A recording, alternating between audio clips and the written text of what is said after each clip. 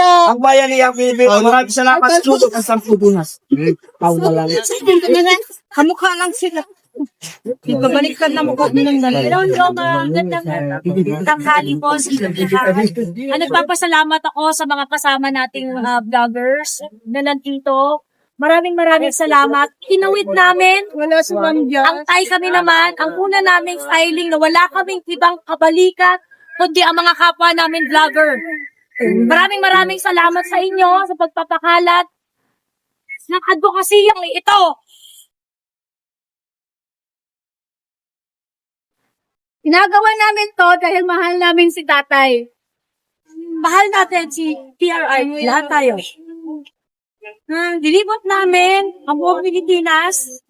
Yung mga kasama po namin dito, naglaan ng kanilang oras, naglaan ng kanilang panahon, pera, para ipaglaban kung ano ang tama. Ngayong araw na ito, 162,561 na Pilipino ang nanindigan at nagsusumamo sa Supreme Court na magdesisyon na sila sa mga habeas corpus cases ni PRRD dahil hindi tama ang ginawa ay PRRD. Tuloy-tuloy po ang signature campaign at inaasahan po namin na mga kababayan namin na hindi pa nakakapirma ay sasama sa atin para manindigan. Ito ay hindi lang para kay PRRD. Ito ay para sa kinabukasan ng lahat ng kapamilya natin at ng mahal natin sa buhay. Si PRRD, sikat siya, mahal siya ng mga Pilipino. Yung ginawa kay PRRD, maraming tayong magtatanggol sa kanya. May magsisignature campaign sa kanya. May tatayo para sa kanya.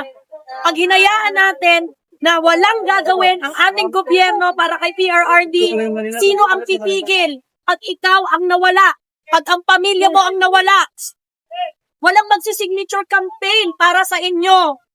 Pagka kayo ang kinidnap ng gobyernong ito. So nananawagan po ako sa lahat ng Pilipino na naniniwala na mali ang ginawa kay PRRD. Udyukan natin ang Korte Suprema, magmakaawa tayo sa Korte Suprema. Tuloy-tuloy tayong mag-file ng ating manifestasyon.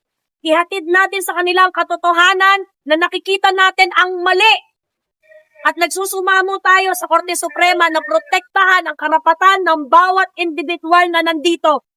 Maraming salamat po at magtulungan po tayo moving forward. Mga katanungan mo. May mga tanong po kayo. Gusto niyo itanong?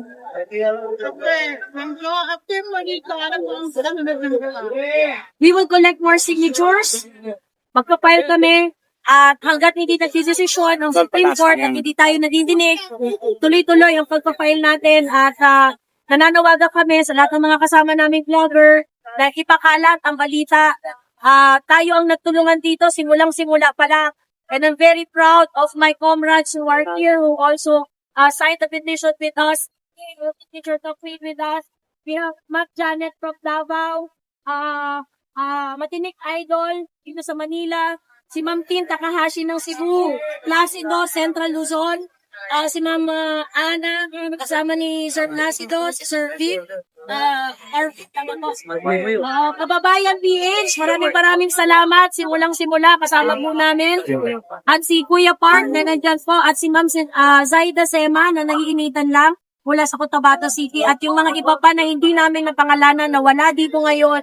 Pero matindi ang ambag sa pinaglalaban natin ngayon.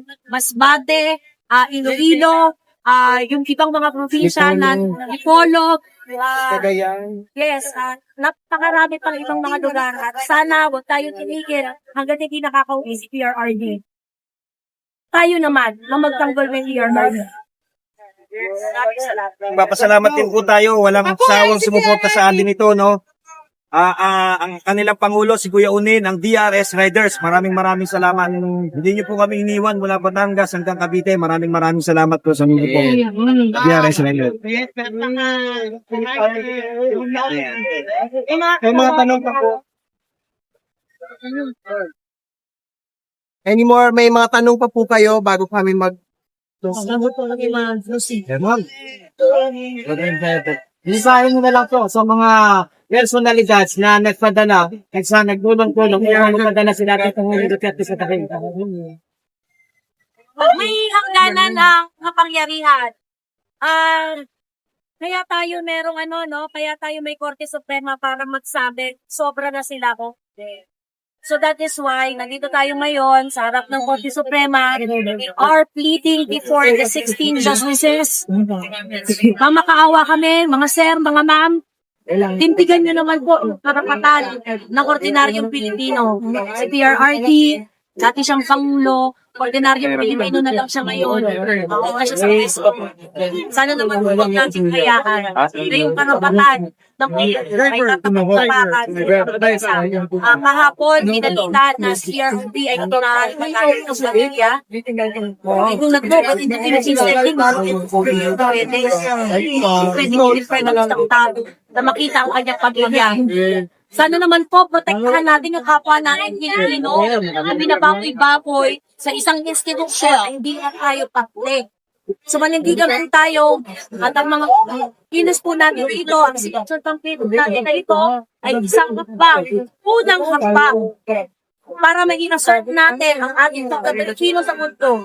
Hindi natin hayaan yung kapwa natin Pilipino nandun sinusukat gamit ang batas ng lupa. Kaya nga tayo may konstitusyon. Kaya nga tayo mayroong karapatan. Dapat apply natin, i-insist natin ang karapatan ng isang Pilipino ang dapat masunod dahil siya ay Pilipino. Ay,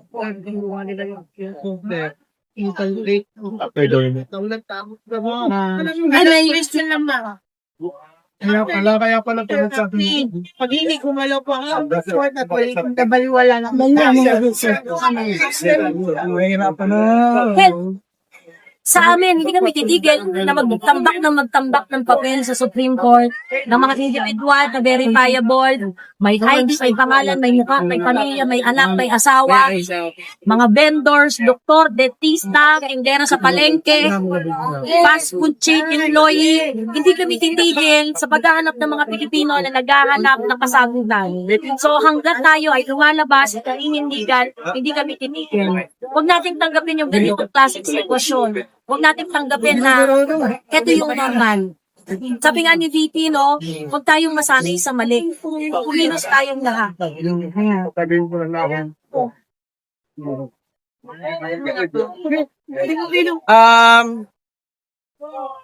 As a Davaoenyo, reborn and raised, I got that opportunity to defend somehow former President Rodrigo Roa Duterte by this opportunity na binabigay sa akin. And I've witnessed sa pag-iikot namin sa buong Pilipinas, Luzon, Visayas, Mindanao. I saw it myself with my own two eyes kung gaano po minahal ng Pilipino si PRRD. Hindi ganito karami ang signatures kung di walang nagmamahal kay PRRD. Lahat sila pumunta, lahat sila nakiisa, and nananawagan din po ako, sabi nga ni Ate Joey, hanggat hindi sila sumasagot, maraming Pilipino ang tatayo para kay PRRD until he is back po. Tulungan niyo po kami magdasal, makiisa po tayo hanggang siya ay makabalik.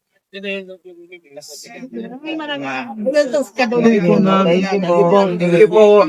After this, we are very grateful for your opportunity to join us, mga kababayan. Magkita-kita po tayo at abangan niyo po ang mga announcement. Patuloy na lang po kami. Pwede niyo pong i-share ang taykami-naman.org. Pwede kasi yung mga OFWs natin na kapamilya na gusto sumuporta at sumali, pwede silang mag-download ng sheet sa taykami-naman.org. Oo, hindi na nila kailangan antayin na pumunta pa yung caravan sa inyo. Kayo mismo, kung gusto nyo na ipakita suporta kay PRRD, pwede nyo na po gawin yan sa mga tahanan ninyo. Pumunta lang kayo. The campaign. Maraming salamat po. Thank you po. Maraming salamat.